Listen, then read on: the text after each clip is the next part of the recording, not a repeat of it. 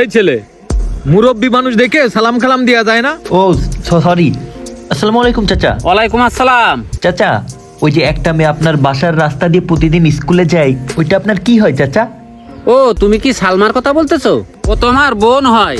ও ভাই, ওইটা আপনার বোন হয়? হ্যাঁ, তাইলে মনে হয় আমি ওর কথাই বলতেছি। আল্লাহ কি পাগল হয়ে গেল নাকি? একবার ভাই করছে, একবার চাচা করছে। ওর তো অনেক আগেই বিবাহ হয়ে গেছে।